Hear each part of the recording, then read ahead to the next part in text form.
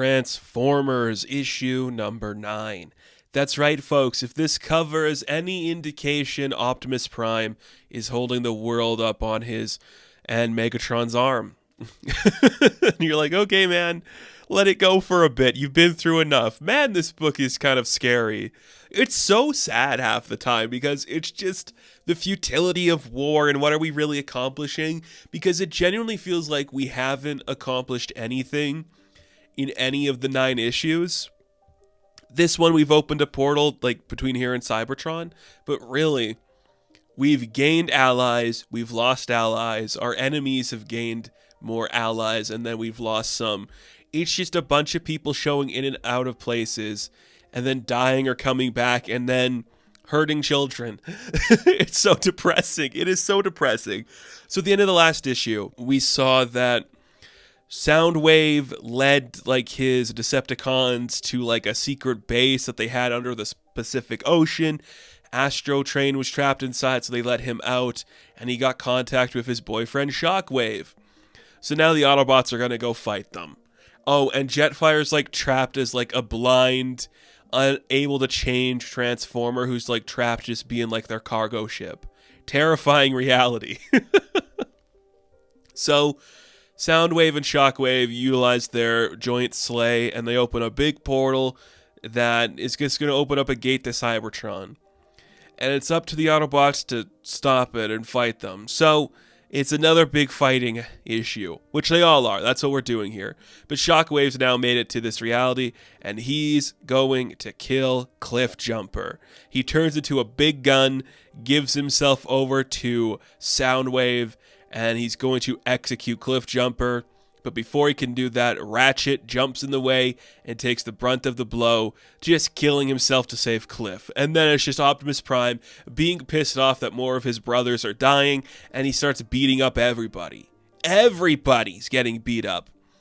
And then we see that it's Wheeljack and RC that are driving on their way to like the battle. Hopefully they're going to make it in time. A couple of like humans with big guns who just saw the chaos are like, all right, you're not getting down this road. But Carly jumps out. It's like, stop, they're good. They're here to help us. Please don't attack them. One of them is like surprised that there's like a girl robot, which I would be too. You're watching all of these big, dangerous, scary guys just beat each other up. These big robots just beat each other up. And then what if one of them was pink and looked like a lady with like hips and like skinny legs? And you're like, yeah, that would be really weird. I kind of dig it. It's so funny. That's exactly my reaction. He's like, all right, none of you metal. Whoa, you're a girl. Like, what? I know you're a girl because you got the feminine body. Why? I don't know. I don't understand that, but it's funny. So they're going to let him through. We then cut to the hospital, and Spike is talking to his doctor. He's like, can you just tell me if I'm going to walk again? And the doctor's like, kid, we just had giant robots fall from space, and they're having a war on our lawn. Anything is possible. But as it stands, probably not. And then boom, they're attacked by Astro Train, who's there to pick up Spike. He's like, where's the one with the long hair they call Spike? Give him to me. Everyone's like, don't give in. Don't let him have it. He's like, it's fine. I'm ready to go. So Astro Train picks him up and just like takes him. All right, where are they going? A whole separate mission. We'll get there eventually. Cut back to the fight where Optimus is just fighting everybody.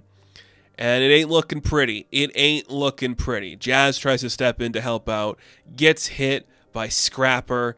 It's just Shockwave putting like the hurt on everybody. He suplexes Optimus, thinks he won the day, and before we could see like the resolution of that battle, we cut back to Cybertron, where we see Alita 1 is like taking the body of, I still think it's Ultra Magnus, dragging him away.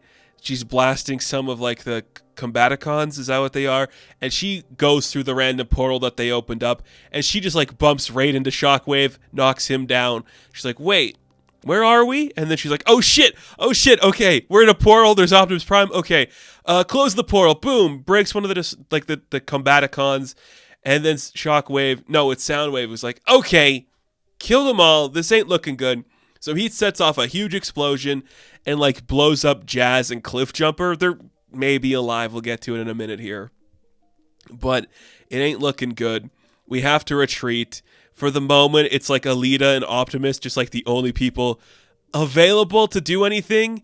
So Optimus like turns back into the truck. She tosses Magnus onto him, and they start to retreat, leaving Jazz and Cliffjumper. And you're like, oh shit! Optimus made a bad retreat. He left his people behind. And then Shockwave and Soundwave are like, let's just go experiment on this kid, Cliffjumper, and ruin his life. So the scene ends in this terrifying manner where Cliffjumper is just being dragged away by Shockwave. You're like, oh shit, what are they going to do to him? Terrifying. Terrifying. I love it. Like, it's just so brutal.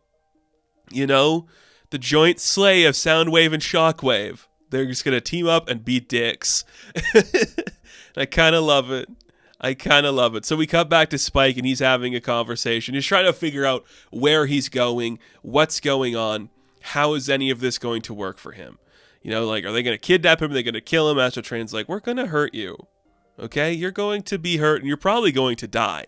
But then randomly, like, something attaches to, like, the bottom of the ship, and it shuts off all the engines, and Astro Train crashes, plummets into the earth, and he's, like, gonna be hurt. And that's when we reveal that somebody like, hey, you Spike? Yeah, hi, I'm Beachcomber. I'm here to rescue you.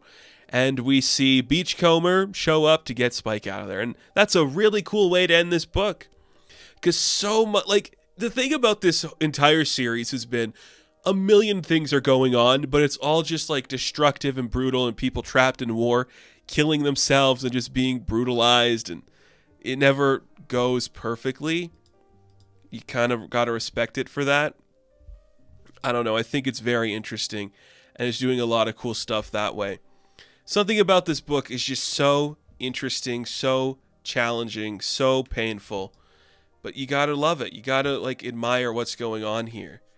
I really do dig that. And it's been an incredibly fun time. An incredibly cool thing to see happen. I don't know. This book's been really interesting. So, Transformers issue number 9, I am going to give an 8 out of 10. Now, thank you all for watching this review. Be sure to like and subscribe to the channel. As always, you can check me out on Instagram, TikTok, and Twitter. And of course, I will catch you in the next one. Have fun. Stay safe. Good luck.